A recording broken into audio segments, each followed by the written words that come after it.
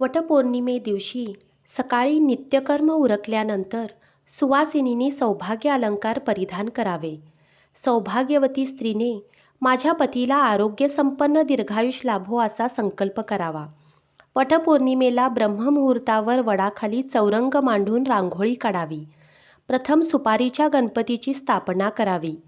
गणपतीला हळद कुंकू, शेंदूर, अष्टगंध, फुले, वस्त्र, दुर्वा, विड्याची पाने, अक्षता वाहून पूजा करावी.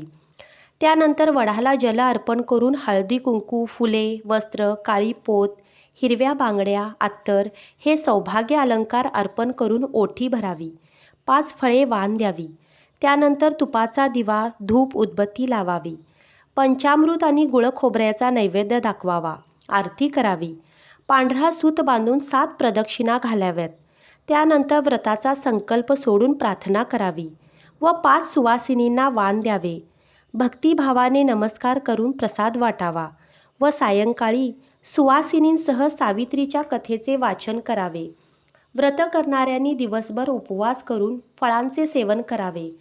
काही जण हा उपवास त्याच दिवशी रात्री मुहूर्ताप्रमाणे सोडतात, पण बऱ्याच महिला या दुसऱ्या दिवशी सकाळी पुन्हा नित्यकर्म आटोपून आंघोळ करून देवाची पूजा करतात.